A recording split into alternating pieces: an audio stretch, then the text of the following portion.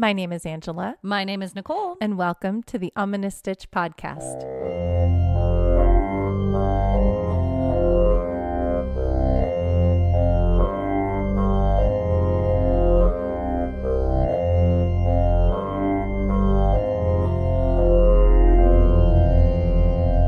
Hello, Stitchers. Hey, everybody. Welcome back to another amazing episode of the Ominous Stitch podcast. Welcome, welcome. Welcome, welcome. We have our coffee. We are like so awake today. It is good. We are good. We are happy. We're in our part 3 of Jack the Ripper. Oh my gosh. I can't wait to get to this finale and see some of our suspects. And I want to hear your guys' who you think did it. You can vote. That's funny. There's the Jack the Ripper website. Can we do a poll? Yeah, they have a poll too. Ooh. But we can put it on our Instagram. Okay, yeah. That'll be fun. That'll be super fun. Yeah. And I also have the conclusion of the V-neck sweater that I'm making, the Houndstooth V-neck sweater. We're going to talk about the ribbing and how that works. Because I want to know. Yeah.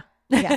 The coolest thing to me is the ribbing on the V and how that works. How that just lines up nicely. Yeah. I'm excited to show you how that works. Okay, good. So, yay. Yeah. So, Angela. Yes, what's Nicole got you in stitches? Okay. The cutest thing happened, you guys, and I have pictures, and I'll ask the little girl's permission. I might have to put a little sticker over her face but okay. So my daughter had a play date the other day, and it was this little girl's first time to the farm. This is a girl that I made the Stitch beanie for. So cool. And she has not taken it off her head. Aww, and in fact, she was wearing it. How cute is she? She was in full Stitch attire from feet. She had Crocs that had Stitch all over the Crocs. Yeah. A Stitch t-shirt on. We gave her this little Stitch purse, which she was wearing, and the Stitch hat that I made her, just fully decked out. She's so adorable. Cute, and she's so sweet. But it was her first time coming over to the farm. She's been hearing about it all year, as my youngest has been telling her all about it. And so she and her mom came over, and we went, of course, to the alpacas because, that's the coolest thing to see. That's the coolest thing to see. Mm-hmm. So we go back to the alpacas, and then alpacas are really funny because they usually don't like to be pet, but they're very curious and they always want to be around you. But if you want to touch them, they're like, no, don't touch me. And then they run away. Like cats. They're like cats. Very, very much like cats. And they're very food motivated. So what we do is we give people an experience. We'll go get their pellet, which is their kind of, it's got vitamins and minerals and stuff that they may not be getting from their grass. So it's just like an additional thing. But to them, it's candy. They love it. That's so cute. They look forward to the pellet. And so we'll give them a little extra pellet here and there when people come visit the farm. And so my youngest and her buddy ran off to the barn and got the little pellets to give to the alpacas to bring them over so they could hand feed them. Mm-hmm. So, and because they love to hand feed from the pellets. So everyone had handfuls of pellets, and the alpacas were coming around just eating all and they're really cute because they their little faces are super soft. And so you feel this little super soft face in your hand. And then a lot of them will try it at once to eat out of one person's hand. And it's just really fun. And we have this one alpaca, Mew Mew, and she's the friendliest one. And she doesn't mind being pet as long as you're feeding her. Yeah. And so sounds like me. Yeah. So she's usually the first one to come up and say hi to you and meet new people.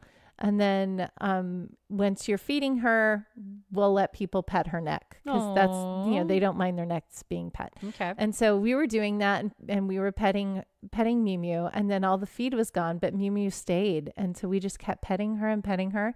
And then Mew Mew leaned into it. I've never seen her do this. And she went up to my daughter's buddy's mom, went up to the mom and full on put her face in the mom's face and was just giving her kisses on the lips. That's so sweet. And was snuggling her and just leaning into her, and we were able to hug her and give her loves. And then she moved on to the daughter and was kissing my youngest buddy's face, and I have pictures of her kissing her face and giving hugs, and she just did this forever, just let us pet her.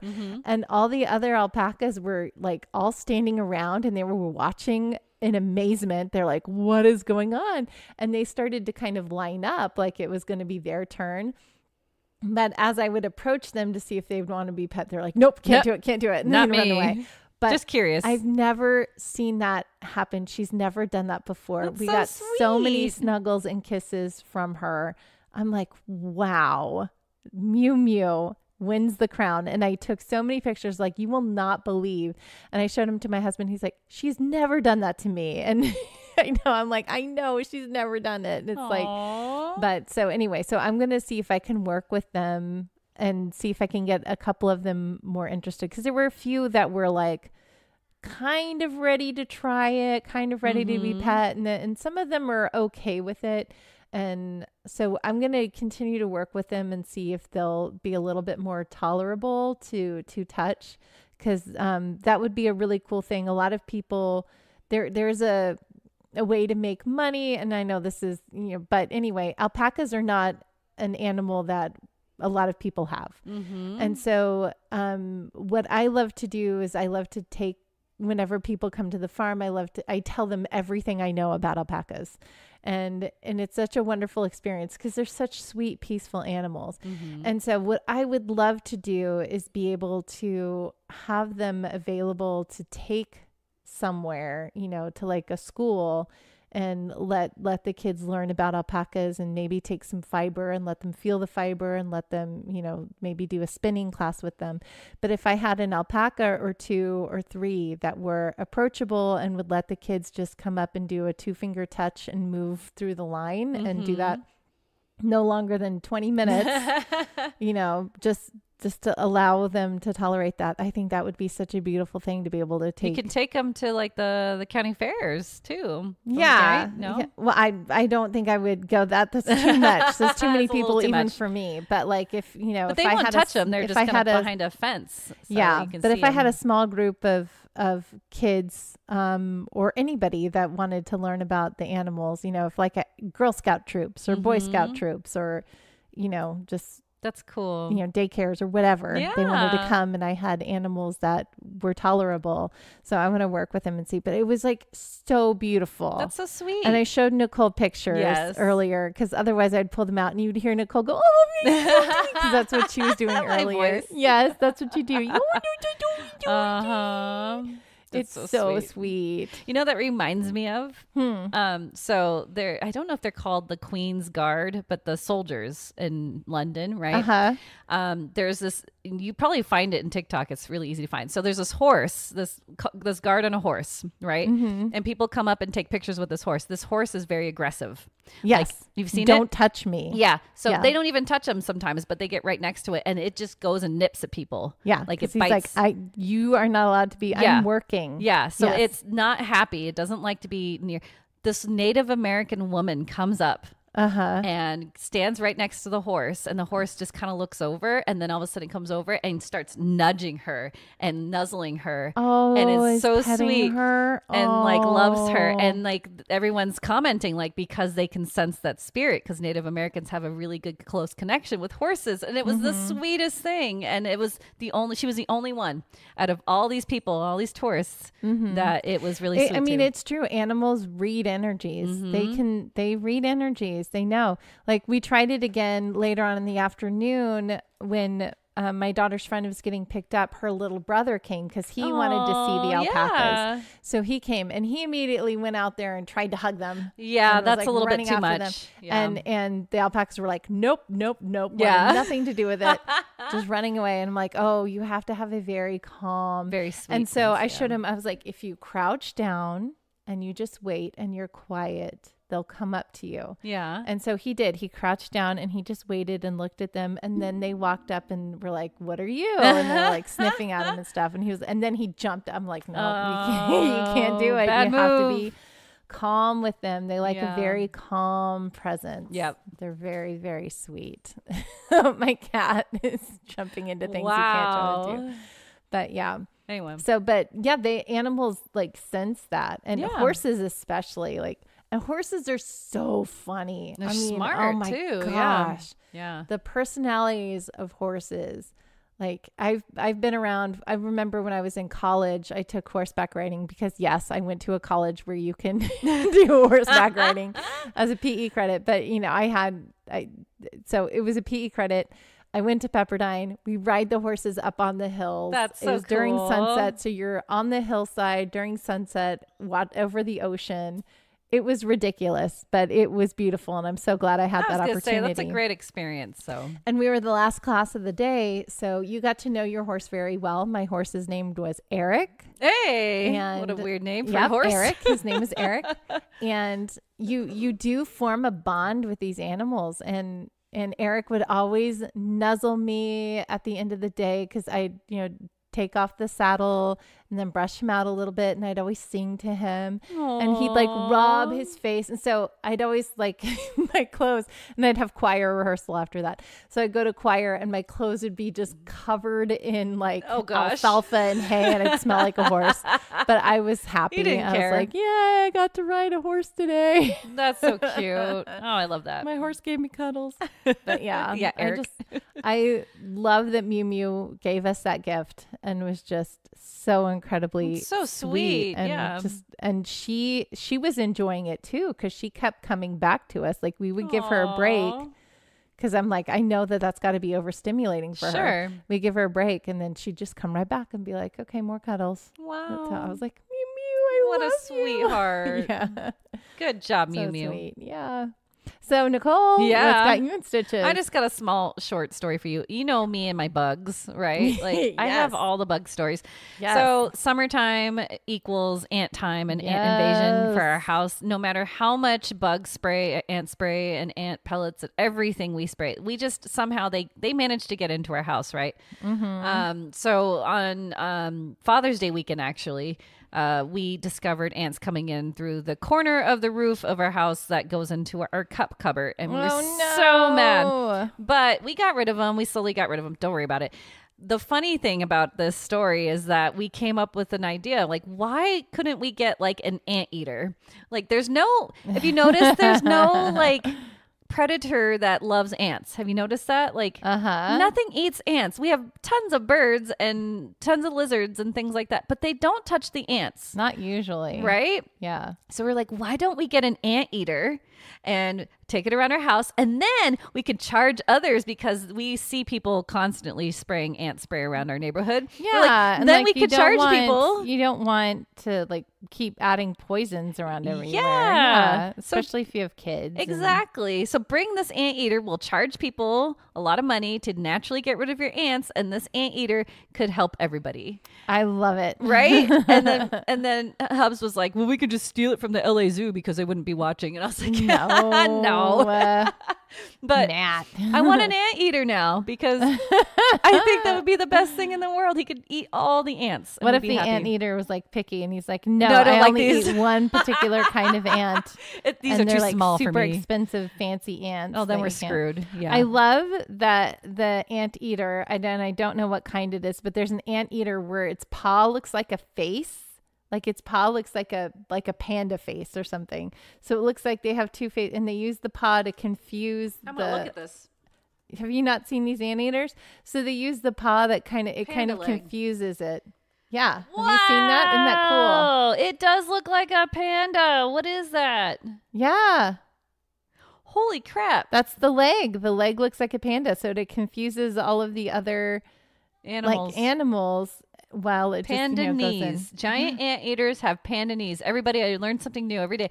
Wow, this is crazy. There's like pictures cool? of them. Yeah. Do you want one of those? Because then you can say, I have a panda, sort of. Yeah. I want a giant anteater, apparently. Wow, how cool. Very cool. Oh, that's crazy. You guys got to look this up. Just type in anteater, and then I put panda, and it automatically was like panda leg. It's like, this is what you want. Oh my gosh, this is They're so cool. funny. You learned something new. Anyway, but yeah, that's my vision. One day I'll just have an anteater. Yay. Be my pet.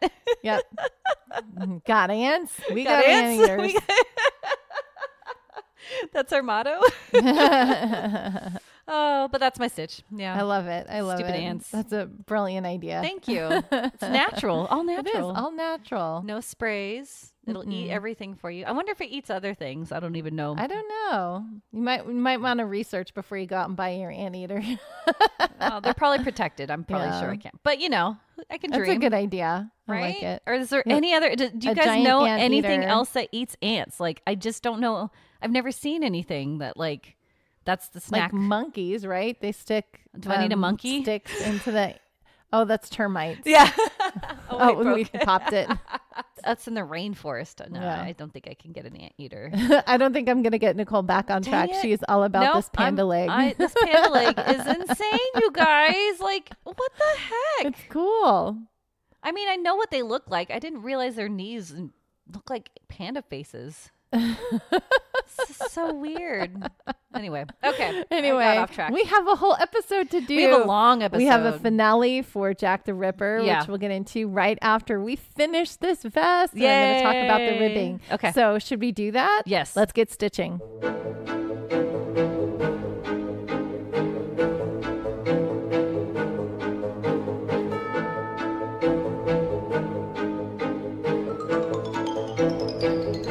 Okay, Stitchers. So to finish our beautiful houndstooth vest, we're going to talk about the ribbing. This is going to be pretty quick. So when you're ready to put the vest together, you flip it inside out, and then you kind of, it's up to you how you want to stitch it together. Sherilyn in the video, she does a slip stitch. She slip stitches all the seams together. Mm-hmm. And then, before she slip stitches the seams, you're going to have a ton of frayed edges, right? Mm-hmm. Tie the frayed edges together so that they don't come undone. That's smart. So I have a couple of knots. You'll see there's a couple that I already tied, but okay.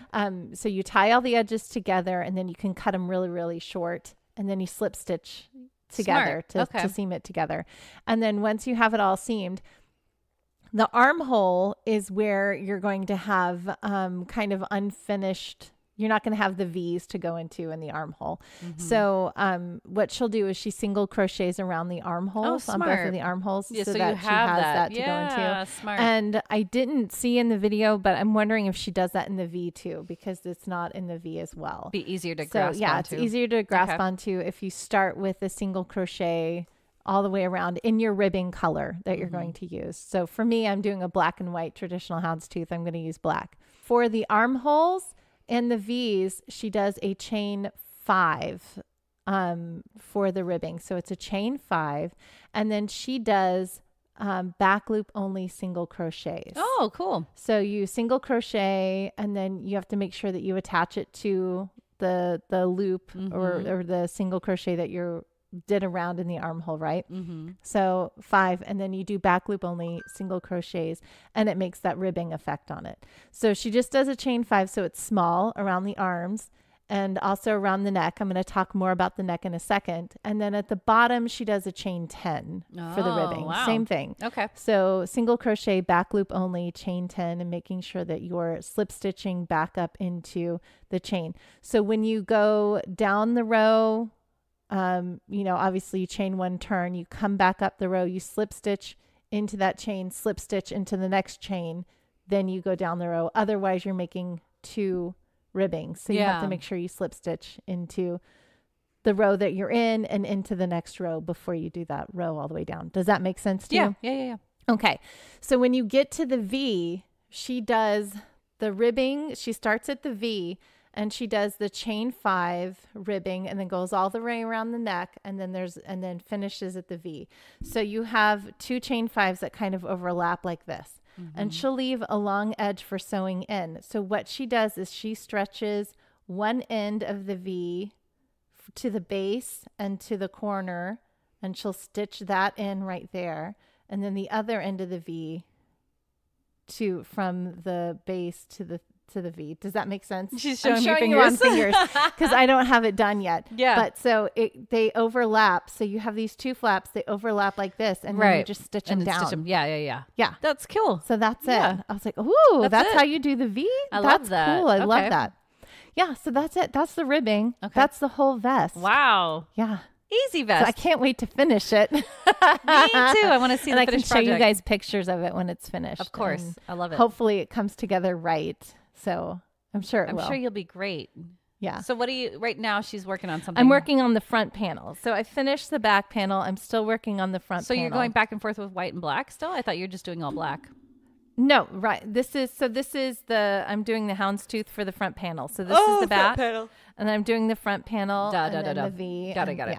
Yeah. So I'm a little bit behind from where I'm telling you guys. But I'm getting caught up. So. She's doing it. Yeah, I'm doing it. I will definitely be stitching while we talk more murder here in a minute. Murder. Okay. So are we ready to dive into story time? Yes, this is going to be long. Okay. It's story time.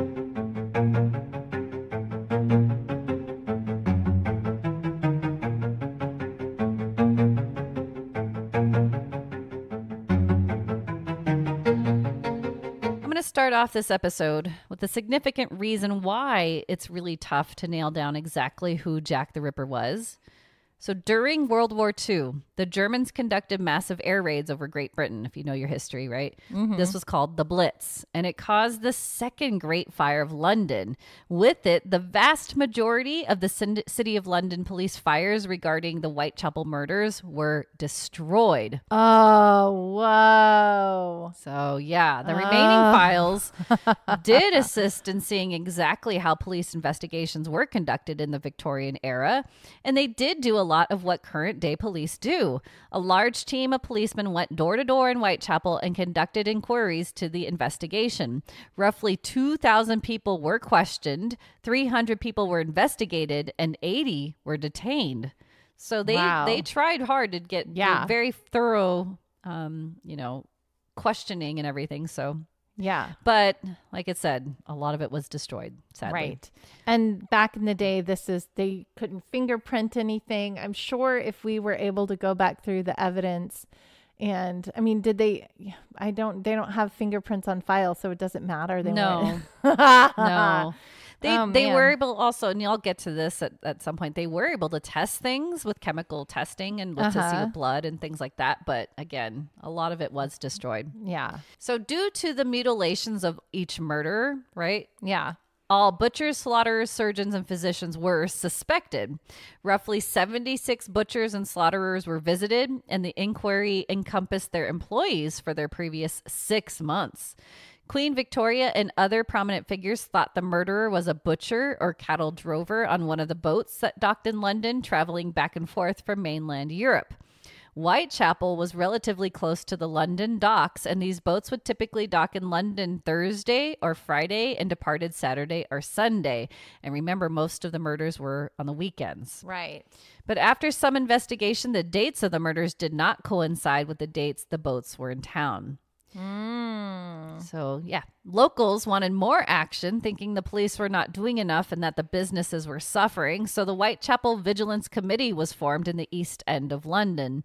They patrolled the streets, keeping their eye out for shady people, and they even offered a £50 award for any information that led to Jack the Ripper's capture. That's roughly over £8,000 today. Wow. Yeah. And that's crazy. Like keeping out for shady. I'm like, it's everybody's shady. Everybody's shady. Exactly.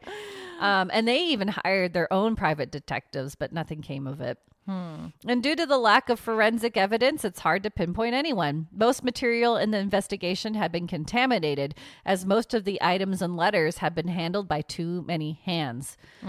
But there have been mutually incompatible claims that DNA evidence points conclusively to two different suspects. Aaron Kosminski, a Whitechapel barber, and artist Walter Sickert. Note, though, that the scientific methodology used to point the fingers at these two have been criticized. So, yeah, these two were like, yeah, maybe they were. No. Okay. Analyzing the dates of the main 5 murders, they all happened around weekends and public holidays and within short distance of each other. With this, many speculated that Jack the Ripper was a local and worked regularly. Whitechapel was a labyrinth of narrow passageways, and even police familiar with the area had a hard time securing the murder scenes. Sometimes when they were certain they had blocked off all entrances to a crime scene, they would turn their back and then see a dozen people loitering around, having no idea how they snuck in. So only locals would have a good idea of how the city was laid out. Right. I wanted to show Angela. So there's a photo. I take it from YouTube. That's why there's a little caption, but this was the clearest I could have you. So you can see the 5 different murders of the canonical 5 were all very close to each other. Yeah. They were close to each other, but like it was like a circle kind of a. Yeah. Yeah. Yeah. Remember from Hell? It was they were like, it's star. a star. Yeah. No, I don't think so. You can make it anything you want, really. Yeah. That whole line, like, it's laid out like a pentagonal star. And he's like, ooh, the Jews. Yes. And he's like, no. They have a six-sided star, not a six-pointed star. Not. Oh, babe. Oh. But then many others thought the murderer was an educated upperclassman, a doctor, or an aristocrat. In 1888, affluent men knew how to hunt, and every proper gentleman knew how to disembowel a deer. Maybe they were just a disgruntled man that wanted to clean up London and had a weird, intense hatred of impoverished people. The police also looked into several medical students due to the killer possibly showing a certain amount of medical and or anatomical knowledge. They focused on the activities of several medical students who had spent time in asylums, but this was shot down immediately since all student movements were accounted for during the crimes. So let's start with some outlandish suspects. Okay. Prince Albert Victor. Albie. He was the grandson of Queen Victoria and second in line in the British throne. He was a slight disappointment to the royal family despite due to his stagnant military career, apathetic personality, and rumored homosexuality. He died at the young age of 28 in 1892. He came up as a suspect as Jack the Ripper in 1962 when Philippe Julien wrote a book called Edward VII, which then a domino effect of books and studies pointed out that Prince Albert was indeed the killer. The main reason he was a suspect was because his health and mental condition quickly deteriorated after he contracted syphilis in the West Indies. He slowly went insane and spent his last days confined to an asylum. However, during the dates of the significant murders, Prince Albert was not even in London. So, ruled out. Wah, wah. Lewis Carroll. The writer? Yep. Our beloved author, Lewis Carroll, was a suspect in Richard Wallace's 1996 book, Jack the Ripper, Light-Hearted Friend. His real name, I know, this is grasping at straws. Sad. His real name was Charles L. Dodgson, and the book accuses him, as well as his colleague Thomas Verbain, as responsible for the murders. The theory was due to a number of anagrams derived from passages in two of Carroll's works, The Nursery Alice, an adaptation of Alice's Adventures in Wonderland for younger readers, and from the first volume of Sylvie and Bruno. Both works were published in 1889. Wallace claimed the books contain hidden but detailed descriptions of the murders. But during the first four murders, Carroll was vacationing and has witnesses of his whereabouts, and Thomas Verbain had severe back pain during the summer of 1888 and could barely move. Yeah, no, they were not the killers. Nope, it wasn't Lewis. Oh no, my gosh. I know. That's somebody like, I'm going to sell a book. Right? Yeah. The Freemasons. Yeah, boo. The Freemasons were thought to be a suspect when Stephen Knight published his book in 1976, Jack the Ripper, The Final Solution. Knight explained that the Freemasons were trying to cover up a secret marriage between Prince Albert Victor and working-class girl Annie Elizabeth Cook to protect the reputation and validity of the monarchy. The From Hell movie. Yeah. The book and its theory were widely discredited, but then the movie came out. So yeah, Knight's primary source later admitted it was all a hoax to the press. Yeah. That's dumb. Dr. Thomas Barnardo.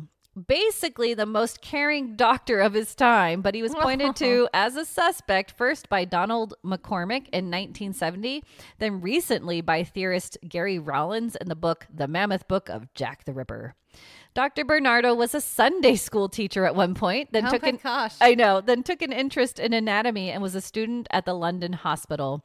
He suffered a few nervous breakdowns during some extreme stressful times in his life, but in 1868, he founded the East End Juvenile Mission in two small cottages in Limehouse. In 1870, he opened his first home for underprivileged boys. Yeah, he was so sweet. He sounds like a Mr. Rogers. Yes. But like a Dr. Mr. Rogers. Is the theory that he's so sweet, nobody's this nice, so he must be Jack the Ripper? That is a good point. That's the whole, like, the Mr. Rogers theory that he was a sniper. Oh, gosh. Have you heard that one? Okay. No, I haven't heard that one. But no, come on. I know. Mr. Rogers was the best. Yes, he was. But Bernardo, he'd regularly go out in the night and search for destitute boys in the slums. At one point, because the shelter was full, an 11-year-old boy named John Summers was found dead from malnutrition and exposure. And from that moment on, Dr. Bernardo's home bore a sign, "No destitute children refused admission." This guy was sweet. Aww. In 1874, he opened a photographic department in his Stepney boys' home. And over the next 30 years, every child that entered the home had their photograph taken, then later when they had recovered. Throughout his lifetime, he helped and rescued over 60,000 children.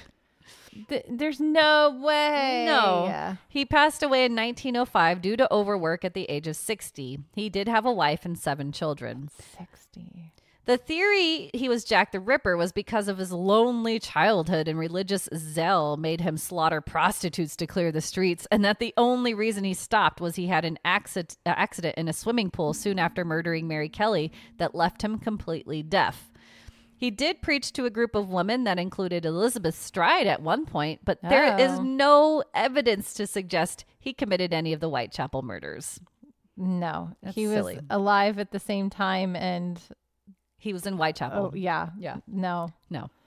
That's ridiculous. Now, I mentioned this in part 2, but before the title Jack the Ripper, the most commonly used nickname for the murderer was Leather Apron, which was given by the Whitechapel prostitutes. A man that wore the garment had been intimidating the local streetwalkers with threats and acts of violence for some time, so naturally, they believed he was a murderer.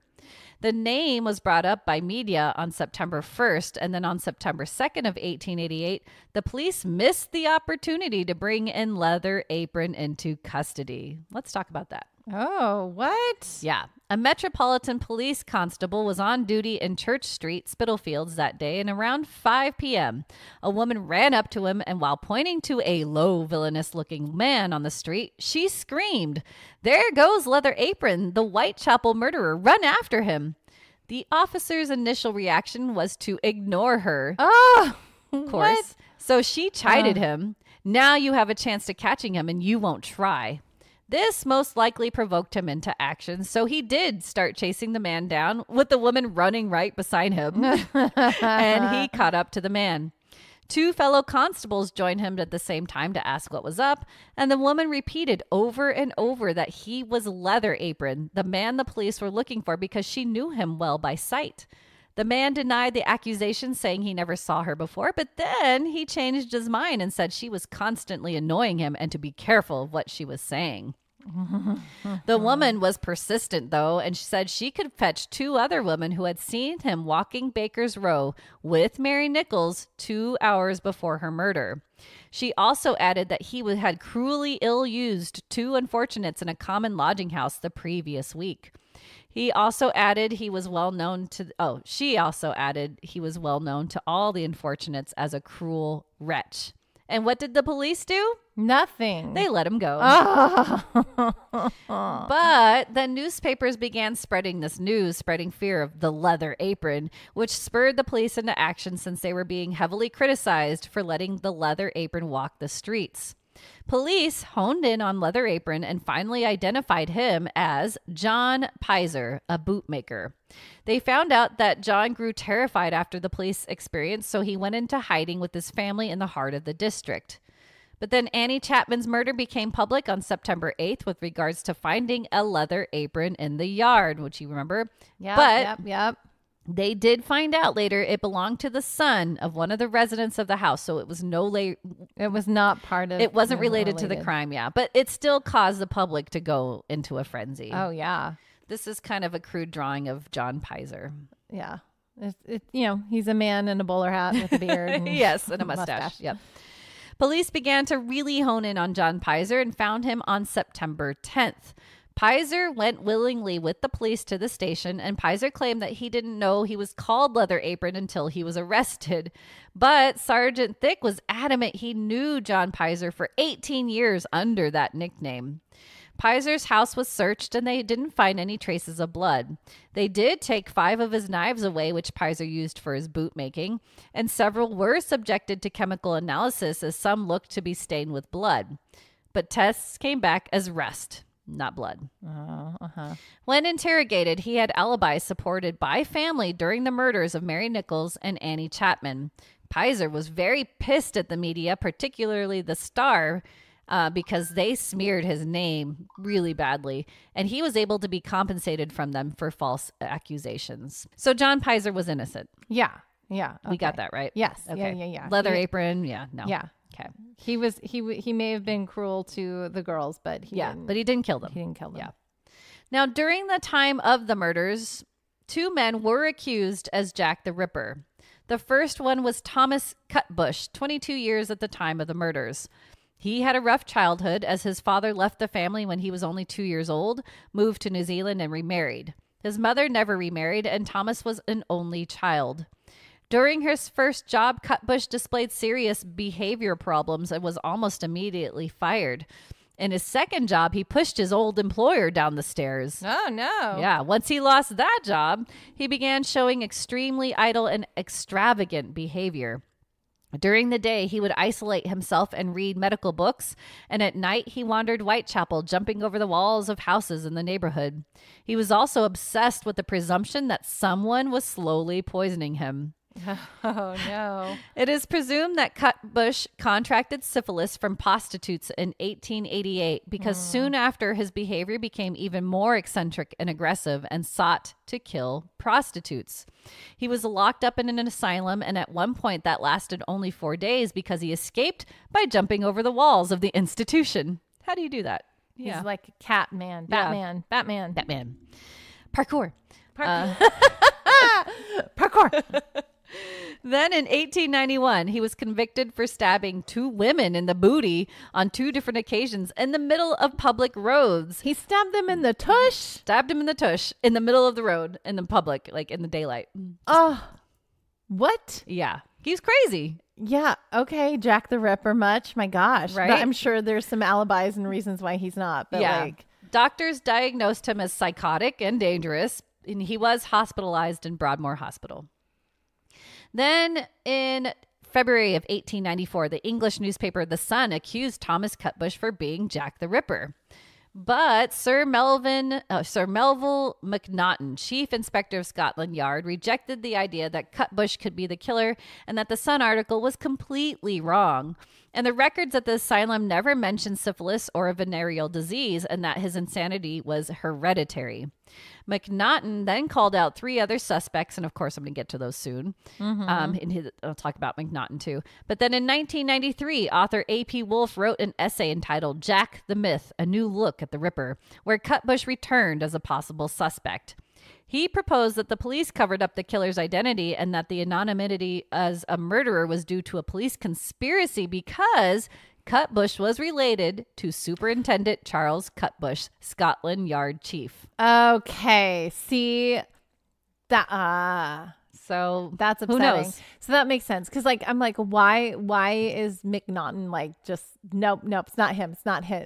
I'm like, he's covering something up. Could be. But McNaughton, I'm going to get to him. He was a very well-respected officer. He was held. But still, he has a boss. And if the boss is like, you cannot accuse my son. Yeah. But McNaughton, he may have felt like he was in a bit of a quandary there, but he wants to keep his job.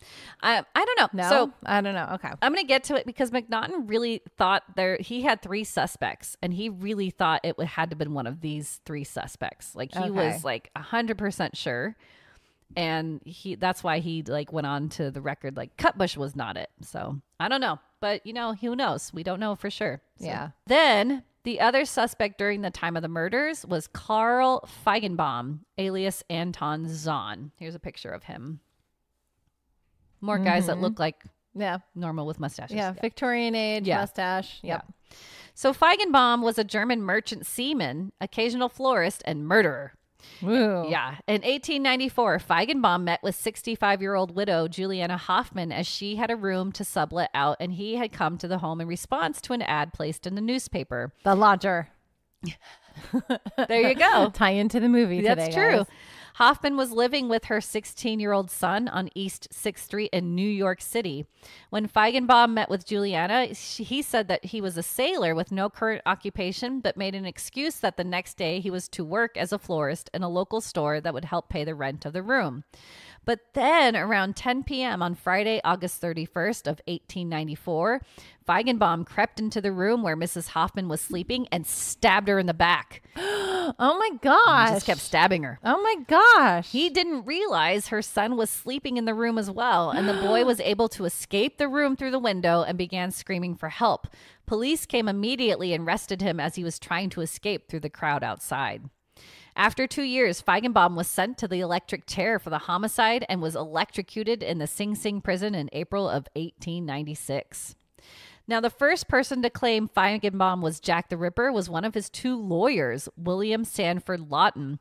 Apparently, right before his execution, Feigenbaum confessed to the lawyers that he was Jack the Ripper. And not just once, but repeatedly claimed this. Mm-hmm. In the May 10th of 1896 issue of Lloyd's weekly newspaper, this was published. Carl Feigenbaum, who was executed in the electric chair at Sing Sing last week, is reported to have left a remarkable confession with his lawyer. The account of the lawyer reads, "I have a statement to make which may throw some light on the murder for which the man I represented was executed. Now that Feigenbaum is dead and nothing more can be done for him in this world, I want to say as his counsel that I am absolutely sure of his guilt in this case, and I feel morally certain that he is a man who committed many, if not all, of the Whitechapel murders. Here are my reasons, and on this statement I pledge my honor. When Feigenbaum was in the Tombs awaiting trial, I saw him several times.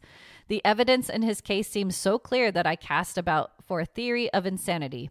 Certain actions denoted a decided mental weakness somewhere. When I asked him point blank, 'Did you kill Mrs. Hoffman?' he made this reply. I have for years suffered from a singular disease which induces an all-absorbing passion. This passion manifests itself in a desire to kill and mutilate the woman who falls in my way.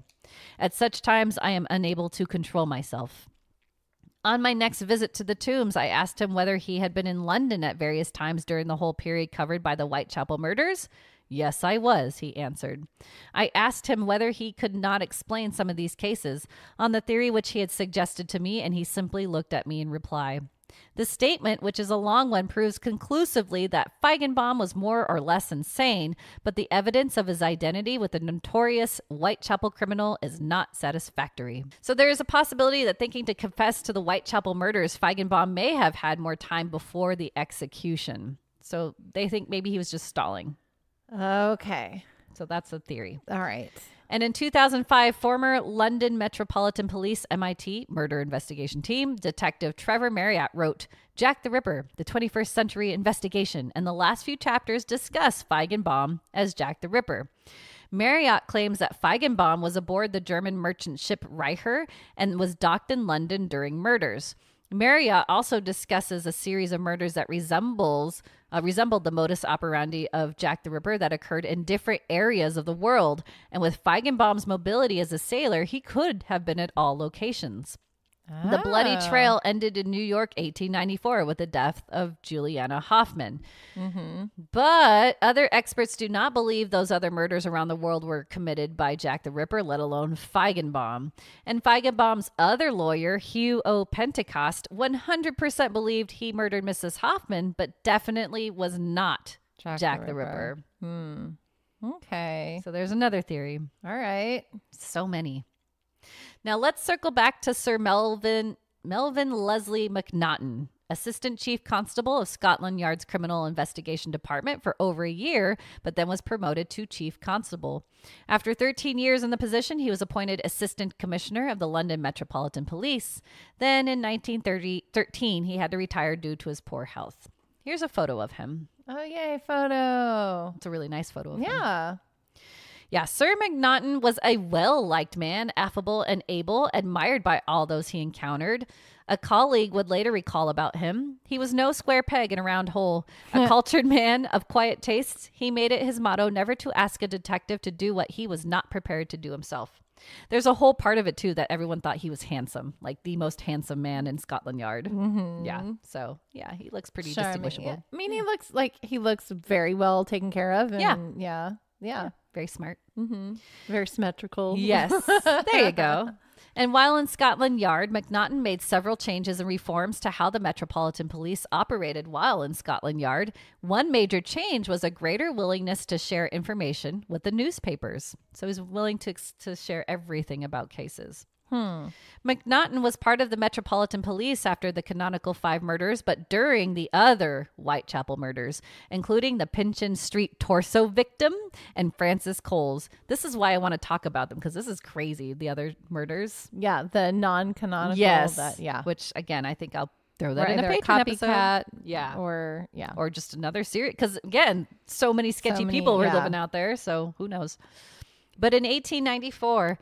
Melvin wrote, okay, so quick disclaimer, I write Belleville or Melvin. I don't know. You don't know which one it is? I don't know. But MacNaughton. I know for sure his name is MacNaughton. Okay. Wrote important statements about the Jack the Ripper murders, and it is now known as the MacNaughton Memoranda. This was written primarily to refute claims that Thomas Cutbush was Jack the Ripper, but as I mentioned, he had 3 main suspects. Right. They are 1, Montague John Druitt, or MJ. This was the number 1 suspect on MacNaughton's list. Druitt grew up in an upper middle class family and studied at Winchester College and the University of Oxford. He became a barrister in 1885, which is a type of lawyer, and prior to this, Druitt worked as an assistant schoolmaster at George Valentine's boarding school to help pay his legal training. It seems like the main reason MacNaughton believed Druitt to be the killer was that his family suspected him to be the killer and that he had committed suicide shortly after Mary Kelly's murder. The newspapers did not help. They ran a story in 1891 that Jack the Ripper was the son of a surgeon who committed suicide on the night of the last murder. From then on, many prominent people agreed that Druitt was the suspect without naming him, claiming the Ripper's body was found in the Thames after it had been in the river for about a month. And the only body that matched this resemblance was Druitt's. Right. And that's him. Aha. So hello, Mr. Ripper. So he's one of the suspects. But in the memorandum, MacNaughton made a few errors. Yeah, this is why it's so hard to nail down. The few errors because he claimed Druitt was a doctor of about 41 years of age, but he was never a doctor. And in fact, he committed suicide at the age of 31. Okay. He was dismissed at the Valentine School in November for unknown reasons, and sadly, he followed in his family's footsteps of insanity. His mother suffered from depression and died in an asylum in 1890. His maternal grandmother committed suicide while insane. His aunt attempted suicide, and his eldest sister committed suicide in old age. So it's hereditary. Later, when going through Druitt's belongings, they found a letter that read, "Since Friday, I felt that I was going to be like Mother, and the best thing for me was to die." Sad. But the fact is, there is no concrete evidence that he was the killer. MacNaughton, though, had his suspicions, maybe even secretive information he never disclosed, because he did write, "From private information, I have little doubt that his family believed him to be the Ripper." And then Inspector Aberlane did not agree, and in an interview with the Pall Mall Gazette in 1903, Aberlane was quoted stating, "I know all about that story, but what does it amount to? Simply this. Soon after the last murder in Whitechapel, the body of a young doctor was found in the Thames, but there is absolutely nothing beyond the fact that he was found at that time to incriminate him." And he wasn't even a doctor. They keep calling him a doctor. He wasn't a doctor. He had no medical knowledge. No. And lastly, there is no known evidence that Druitt even visited Whitechapel or had any knowledge of the area. So it's so weird. It feels like that it was just a convenient thing. Exactly. Like, okay. But his family accused him of being it. And like, why do we, and again. But his family was crazy. Exactly. Yeah. The second suspect of MacNaughton's list, Kosminski. His reasoning, he was a Polish Jew and resident of Whitechapel. Yeah. This man became insane owing to many years of indulgence and solitary vices. He had a great hatred of women, especially of the prostitute class, and had strong homicidal tendencies. He was removed to a lunatic asylum about March of 1889. And Kosminski was a suspect because 2 of the highest ranking officers within the Jack of the Ripper investigation also considered Kosminski as a suspect. Now, Aaron Mordke Kosminski was indeed a Polish-born immigrant, and it is believed he arrived in London about 1880. There's not much known about his life in London, though. All we have is his later medical records was that his occupation was hairdresser, but it stated he hadn't attempted any work for years. The only other public record of him was having to show up to court for having unmuzzled dogs on a public thoroughfare. By mid-1890, he was displaying symptoms of mental illness and was certified insane in February of 1891 and taken to Middlesex County Lunatic Asylum. When admitted, they wrote this about Kosminski.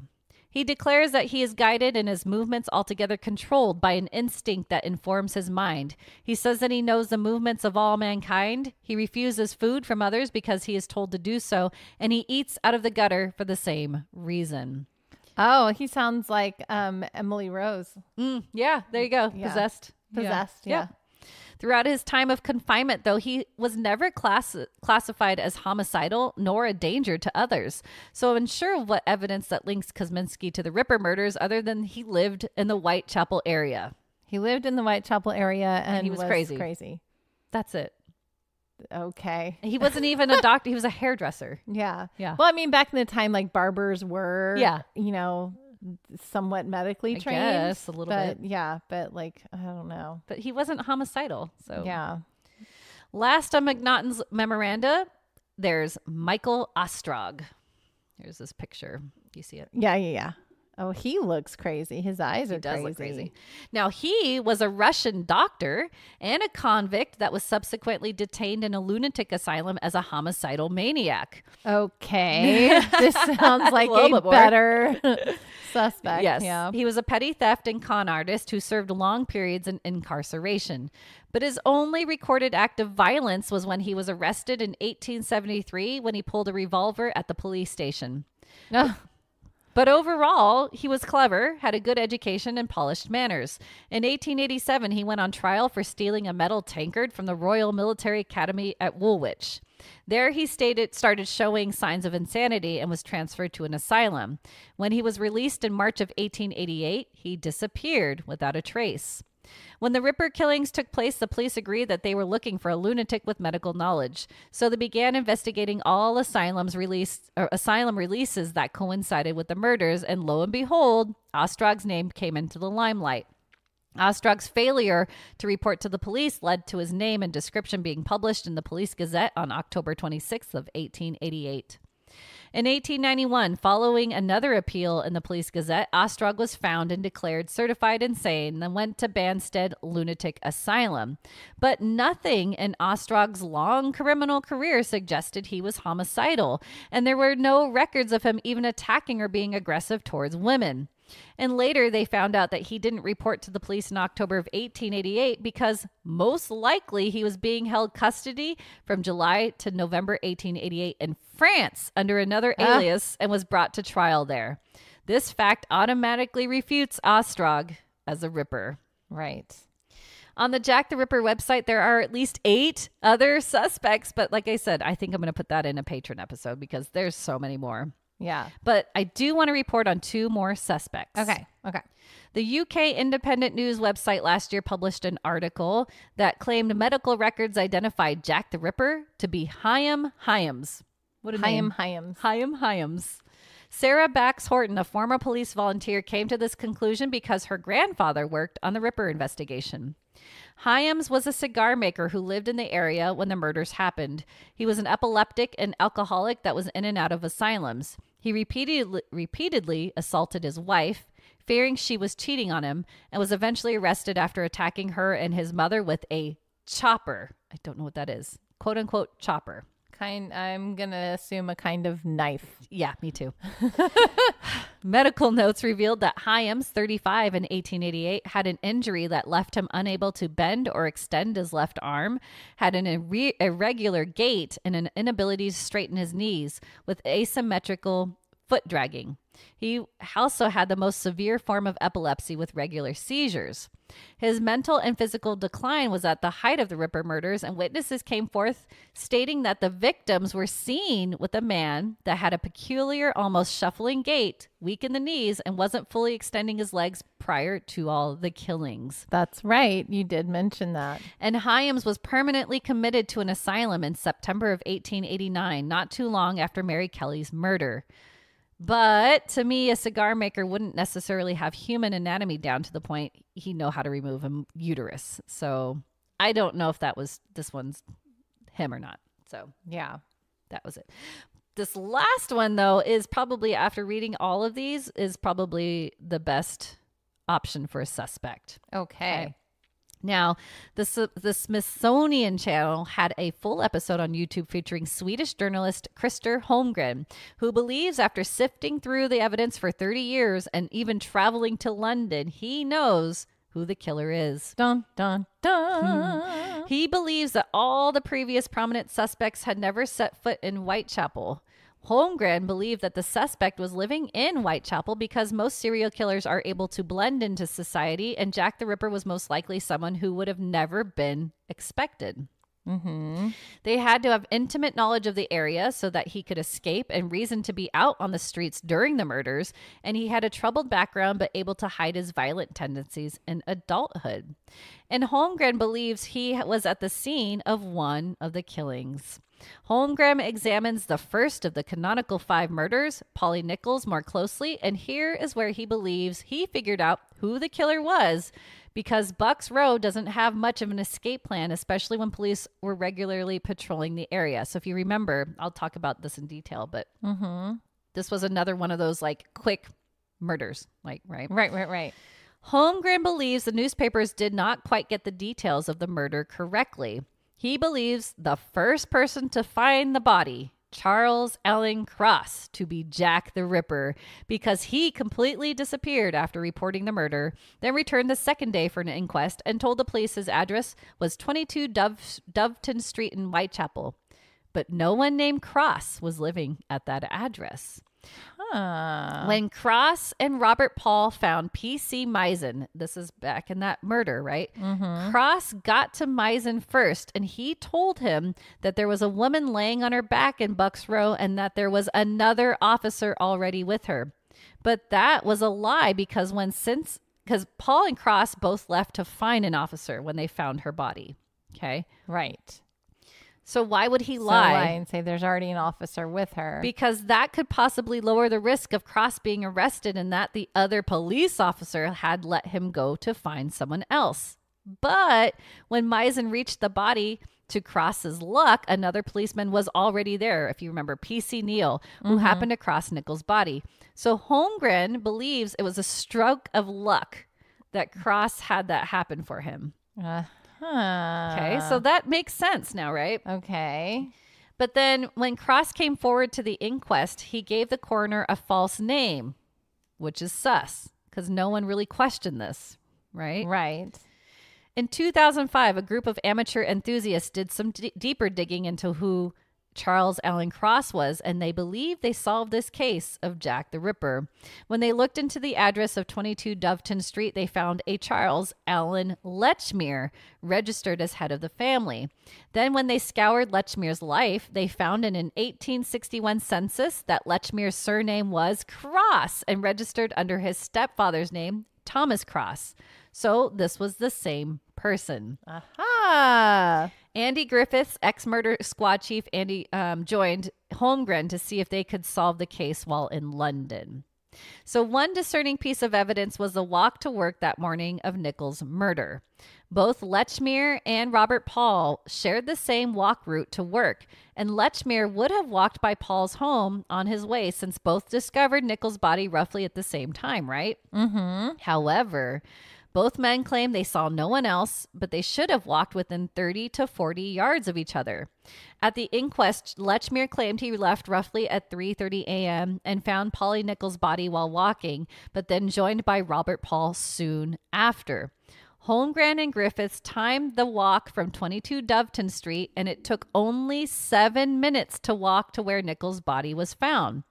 Paul claimed at the inquest that he was late to work and reached the body around 3:45 a.m. And he was keeping an eye on the time because he knew he was late. So Holmgren claims that it is a 9-minute gap between Lechmere that should have reached the body earlier. Okay. So he's just saying that the timing of all this didn't make sense, right? Right. You're missing 9 minutes. Right. Which was enough time for the murders. Exactly. Yeah. Then they analyzed Nichols' body again to see how quickly the murder would have taken. Since there was no removal of organs or skin tissue, the entire process would have lasted just a couple of minutes. Right. Lechmere could have done the job, but there was no blood on Lechmere, and Dr. Payne James believes the killer could have taken Nichols' life without getting any blood on them, since strangulation happened first, right? Right. The cuts then would leak or dribble out versus splattering out. Right. And due to the less severe mutilation of the body, Lechmere may have tried to hide the injuries and couldn't do as much as the others as soon as Robert Paul was heard walking up the street. Robert Paul also suggested to Lechmere to move Nichols' body because he couldn't see any obvious indications of blood, thinking she was just passed out drunk. But Lechmere responded he didn't want to touch her, and Holmgren believes it's because Lechmere knew her head was barely hanging on. Right then, Robert Paul said he was going to find a police, and Lechmere tagged along. Griffiths also pointed out again that Paul got close to Nichols' body and saw no blood. But when P.C. Neal found Polly, he saw the pool of blood under her neck. This indicates that the wounds were quite fresh when Paul came across her body. With no one in sight, Lechmere is looking more and more guilty. Woohoo! Right? Ruh-roh. Dr. Gareth Norris, criminologist, spoke to Lechmere's background. He came from a broken home, never knew his biological father, and moved around quite often. By the time of the murders, he was roughly 39 years old, married, and had 12 children. Whoa! Yeah. But he lived really close to his mother. 2 months before the murders, Lechmere moved away, leaving his eldest daughter with his mother, which Dr. Norris may think some sort of family trauma may have happened. But where he moved, 22 Doveton Street, is only a 20 to 30-minute walk to where all 5 victims lived.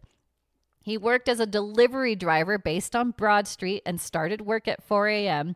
Monday through Saturday. But his walk to work took 40 minutes, and he would leave way before dawn. So he was out in the streets at the times of all the murders. Yeah. Chapman, the second victim, was found on one of Lechmere's routes to work. But Stride and Eddowes were killed farther south of his route. However, Stride was murdered around the same corner from his mother's home. And the 2 women were killed on a Saturday evening when he had the night off. Yep. And then following Lechmere's work route, Eddowes was murdered soon after. Mary Kelly was attacked between 3 and 4 a.m. and most likely left covered in blood, right? Because that was a very gruesome murder. Yeah. Lechmere's job was discovered to be delivering meat to butchers. So he would be covered in blood. He would be covered in blood and surrounded by large chunks of meat, and it was a dirty job. So no one would have thought twice to him seeing him covered in blood. Interesting. This is an excellent theory. Right? Yes. Yeah. So Lechmere passed away in 1920. He actually got a good picture. That's his picture. In 1920, someone created that based on, Yeah. Like they regress the aging. Interesting. That could be him. So they really think, after 30 years of investigation, the Swedish journalist really thinks it's this guy. Yeah. Which makes a lot of sense. Makes a lot of sense. Very well could have been him. Yeah. How cool, Nicole. Crazy, right? We found him. We found Jack the Ripper.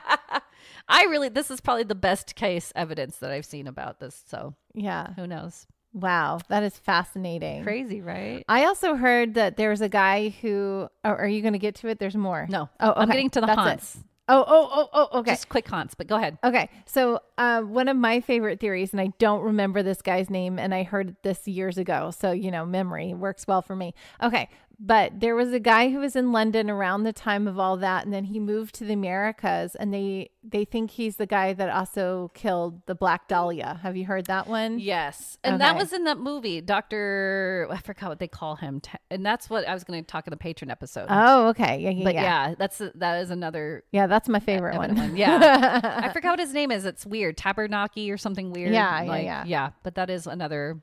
other case. But like I said, there's just so many. It's so hard to get to all of them. Woo-hoo. Yeah, it's crazy. Okay, hauntings. So Yay. lastly, it's just short. I got these haunts from LondonBeyondTimeAndPlace.com, and they did a pretty good job. And this is only of the victims, because Whitechapel probably is super haunted, that area. Oh, of yeah. London, Oh, yeah. of all other random. And I did read a lot of crazy things, but author Elliot O'Donnell, famous for writing about and seeing ghosts, describes an apparition often seen on Durward Street.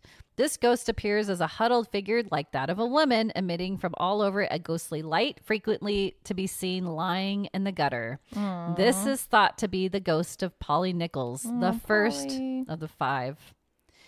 Yeah, this is all of the victims. So then there's the ghost of Annie Chapman, which seems to be the most active of the murder victims' ghosts. In the early 20th century, a Mr. Chapman lived at 29 Hanbury Street, right where Annie lost her life. It's a creepy coincidence that they're both named Chapman, right? But while Chapman lived there, he would see on a few occasions a man and a woman disappear into the long passageway, and it was always the same couple. These apparitions would always show up in the autumn months early in the morning, close to when Annie Chapman lost her life on the 8th of September. Wow, that's cool. Yeah. Then in the 1930s, a witness claimed to hear someone being murdered but couldn't see anything.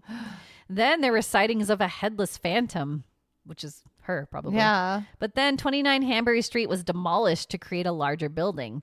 Now the Truman Brewery buildings sit there in the same area, and workers have claimed to feel a strange chill on the anniversary of Annie's murder, and some even claim to have seen a ghostly figure standing on the spot where she was killed. Ooh. Then on the corner of Commercial Street and Fournier Street stands the 10 Bells Pub, where Annie visited the morning of her murder. Mm-hmm. In the 1970s, the landlord of the pub reported a strange gust of cold wind come whipping through the pub and out of nowhere, and a radio that switched on and off.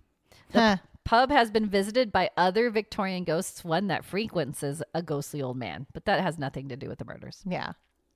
Elizabeth Stride was killed in Burner Street, and in the months after she was murdered, her screams could still be heard on that street. Lizzie. And Catherine Eddowes' body lay in Mitre Square. It is said that on the anniversary of her death, people would catch a glimpse of her mutilated body in the gutter. Aww. Today, the area has been redeveloped, but the corner where she was killed is said to glow red on the anniversary of her death. Mm-hmm. Then, lastly, there is Mary Kelly's ghost, the last of the canonical 5 and most gruesome murder. People claim to have seen her entering Miller's Court the following months after her murder.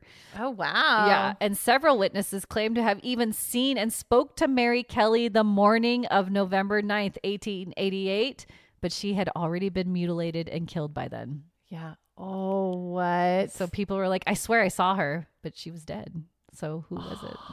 It's a ghost. It's a ghost. It's a ghost. That's all I got. So, oh, that's so cool, though. Oh, creepy. Man. But yeah, London is crazy haunted. I want to go. I've been in Heathrow. That's it. Oh, no. I never left the airport. It's funny because, I lived there for a while, but London was such a big city that we would visit once in a while, but we actually avoided it. We would go more to the smaller cities because it was way more fun. Yeah. So, wow. Anyway.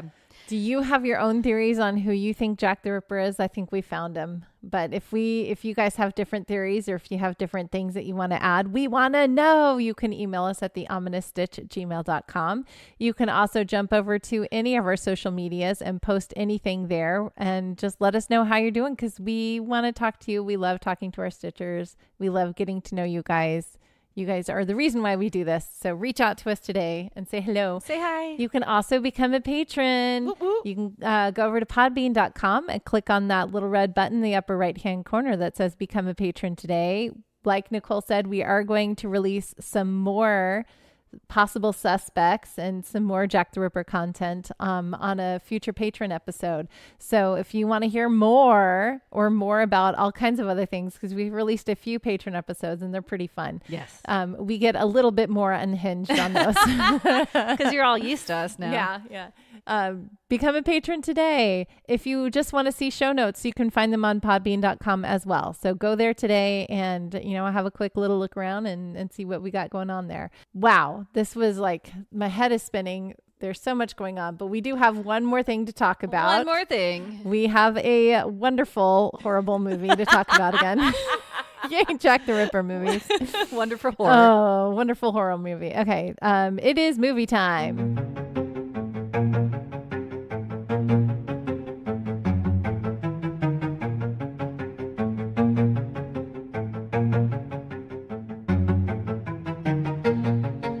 This week's movie review, The Lodger, released in 2009, IMDb rating of 5.7 stars, and the synopsis. A couple rents out a room to a mysterious young man who may or may not be guilty of a series of grisly neighborhood murders.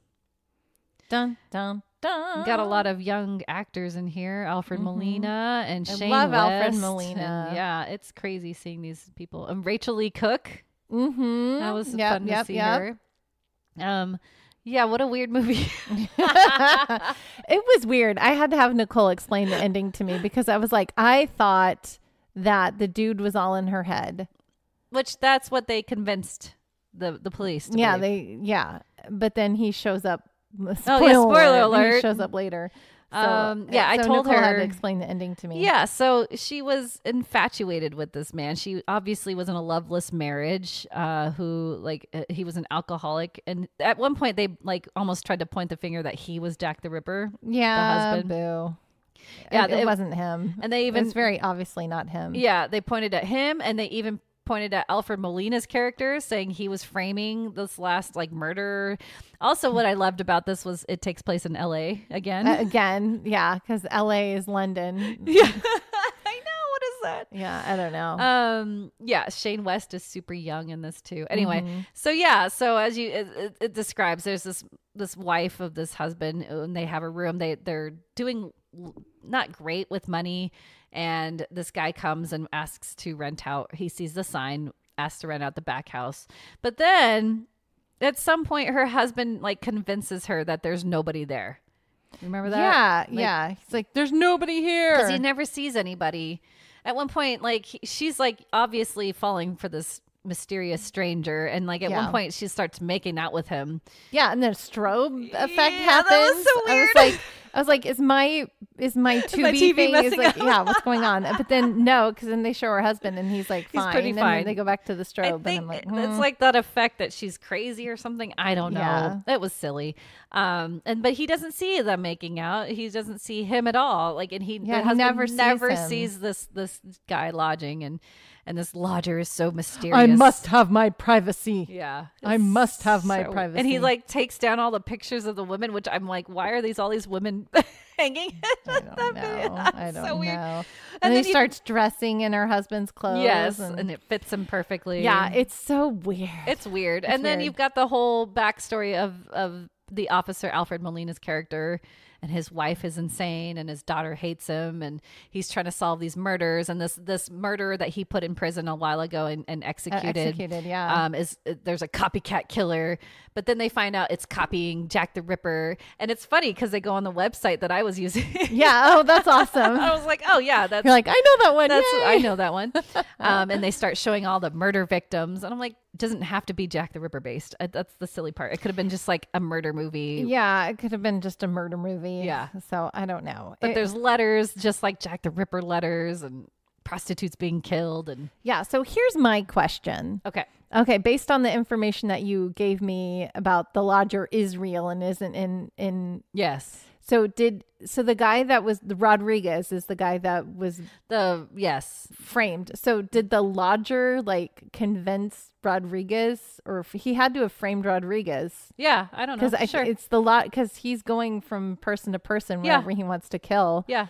And so he's probably just I don't know. I have no idea. Because I don't think he's copying Rodriguez. I think he convinced Rodriguez, he convinced the lady. Woman. Yeah, maybe he's that manipulative. Yeah. Yeah, I could see that. But it's so silly because he's just so broody. Yeah. I'm like, there's no one real like this. I must have my peace. I must not be disturbed. I was looking for scissors. Yeah. Oh my God. And so she gets up all uncomfortably up next to him to give him scissors. I'm like, oh this is so cringy. So my least favorite thing about this movie, I was telling Nicole earlier. So they decided to make use of a lot of classical music, right? Yes. And opera. And, this is my wheelhouse. This is Yeah, where I live, right? I thought about you, of course. So I'm listening to the music and I know what the pieces are, what they're from and blah, blah, blah. And some of them fit okay and it's fine. But this drove me nuts, this one thing. And for you music nerds, hi Kate, that might might be aware of this. In one of the killing scenes, they're using the Lacrimosa from Mozart's Requiem, which is a beautiful haunting piece, right? And so it starts off, Lacrimosa di la quare surget. Right, they're playing all of that. And then when it gets to the height of the killing, they switch to Rex, which is a different movement. They just cut in the middle of the Lacrimosa, jump to Rex Celestis, and then they start doing this whole big thing there. And then once like the killing is done, they go back into the Lacrimosa. And I'm like, do you think people are that dumb and they're not going to know? But then I'm like, maybe. Because if you've sung the Mozart Requiem as many times as I have, then you obviously will pick up on that, but maybe not everybody has. Well, that's what I'm saying. So whoever did the music would know that, though. Yes, they did that very much on purpose. Yeah. They're like, let's just make it dramatic. I'm like, nah. It doesn't work that way. It lost a lot of points for me for that because I'm just like, dude, use the music correctly. Yeah. Come on. Yeah, you could have picked a different opera. Well, I mean, the Lacrimosa has enough drama in it, and you could have like put it at a different, I don't know, you could have like at least cut that piece and spliced it together if you needed it to fit the drama better. I don't know. It was driving me nuts. You're like, I'm mad. Like, and then anytime a piece of music popped up, I'm like, where did they butcher this one? I'm like, that's the all Jack you concentrated on. Yeah, because I'm like, this is the Jack the Ripper. They're butchering the classical music to make it fit their purposes. Hilarious.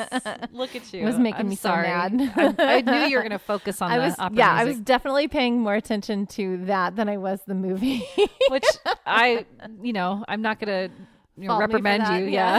Because this movie was bad. Yeah. I'm sorry. As I mentioned, there's not a lot of good Jack the Ripper movies. Yay. The Johnny Depp one was probably the best, and you didn't even like it. So. No, I don't like these movies that make women just weak and dumb, and the dialogue was just weird and didn't really flow well. It was so weird. Yeah. And the whole accusations of the policeman being Jack the Ripper, and he was like smarter than all of them. It was trying to weave too many things together that just didn't need work. To be. Yeah, it didn't work. Didn't work. So this is another like tour for me. You had 2? Yeah, I can give that. Yeah. I maybe get a 2.5 because at least it's had a little bit content. Better. Yeah, it's a little bit better than the last one we watched. Yeah, definitely better than the other one. I'll match you on a 2.5. Okay, so we'll go 2.5 on the Lodger. I always change you on that. Lodger. Go check out the Lodger. It's on Tubi. There is, I didn't realize this till I was looking it up again. There's an earlier Lodger movie from 1927, a Hitchcock one, which was probably better. I should have watched that one. Oh, it's Hitchcock, and it does talk about London murders. So I was like, that would have been way better, I'm sure. So this is like a remake-ish, maybe? Probably. I don't know. Dang it. That's okay. That's okay. We know better for next time. Watch the Hitchcock Lodger, not this one. Not this 2009 crappy version. Mm-hmm. Yeah. Oh, man. Well, it was still an exciting episode. We learned a lot. We think we caught Jack the Ripper 100 I think plus so. years later. I really think that, like I said, that last one has the most plausible information for it. So. Yeah. At least definitely much more. Or it could be the guy who's related to the Scotland Yard guy, and they were just like, no, it's not him. Yeah. It's not Cutbush. No. Those are my 2 strong theories. Let us know what you think. And until next time, we'll see you, Stitchers. See you, Stitchers.